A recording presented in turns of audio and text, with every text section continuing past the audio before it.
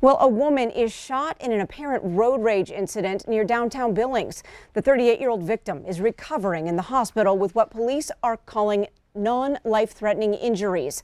It happened just before 10:30 last night on the 200 block of Avenue F. Authorities say they are investigating but do not have any suspects. And a clarification tonight in regard to a story we've been following. Yesterday, Billings police announced that last Friday's shooting death of 19-year-old Kane Strites was now considered a homicide investigation. In our story at 10 o'clock last night, we reported that Strites' family believed the shooting was an accident. Now, in a post the day after the shooting, Strites' dad, Elder Tracy Starr, mentioned, quote, "This freak of an accident of two curious young men cost one his life." Now, to clarify, Starr told us that is what authorities told them the night of the shooting. That is not what the family said. In other news, as health officials continue to update COVID-19 numbers across our state, today we see a big bump in related deaths. In fact, 23 more deaths. This pushes the total toll across the state to just over 1,200. Now, it's important to point out that a majority of these are not new overnight deaths, but instead corrections that go back as far as October. Now, 8 of those additional deaths are reported in Rosebud County. Now, COVID-19 also wreaking havoc on a big college basketball week across the state as both men's games between GRIZ and Cats have been canceled due to a positive case within Montana's program. The teams were scheduled to play tomorrow in Missoula and Saturday in Bozeman. There has been no official decision made on whether those games will be rescheduled. The women's games will go on as scheduled. Well, once there's enough supply, it appears many Yellowstone County residents plan on getting the COVID-19 vaccine. That's according to a Riverstone Health survey. Out of about 4,000 responses, 69% say they will definitely take the vaccine. 10% say probably. About 16% say definitely not or probably not because of concerns with side effects, safety, and enough testing. The survey also asked how much a threat the pandemic poses. 78% say it's a major threat for our nation's health. 76% say it's a major threat for Yellowstone County health, and 56% say it's a major threat for personal health. As for the financial aspect, 89% say it's a major threat for the U.S. economy, and 32% say it's a major threat for their personal financial situation. Well, that 79% is better than a Kaiser Family Foundation survey in December, showing 71% nationwide will definitely or will probably get vaccinated.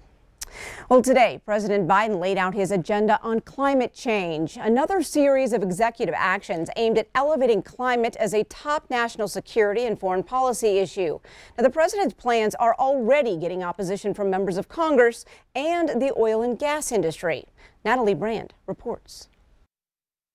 Today is Climate Day at the White House. President Biden, who's called climate change one of the top 4 pressing challenges of the time, signed executive actions making it a top priority of his administration. It's a whole-of-government approach. Put climate change at the center of our domestic, national security, and foreign policy. The actions include setting goals to conserve 30% of federal land and water by 2030, as well as steps to double renewable energy production from offshore winds. It also directs the Secretary of Interior to freeze new oil and natural gas leases on public lands and offshore waters to the extent possible. We're not going to ban fracking. We'll protect jobs and grow jobs. The oil and gas industry has been critical of the president's climate plans, with the American Petroleum Institute charging it could lead to more dependence on foreign energy and job loss.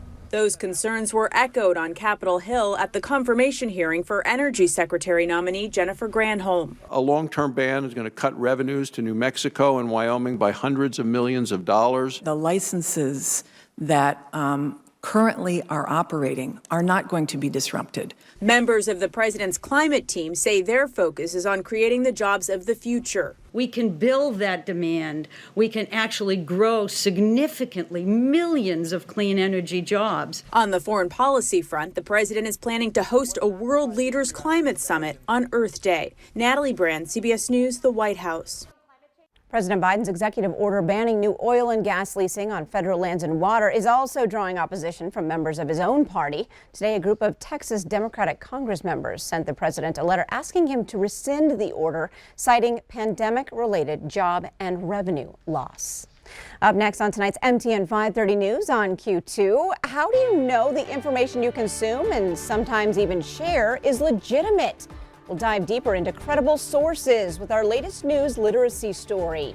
Plus, a bridge that has withstood the elements for nearly 100 years is now in danger of collapsing. That story in just a bit. Today we just couldn't catch a break, at least a break of sunshine as temperatures started off chilly and with fog and then clouds. Not much of a warm up, but we do have some hope for the future. We'll talk about that coming up.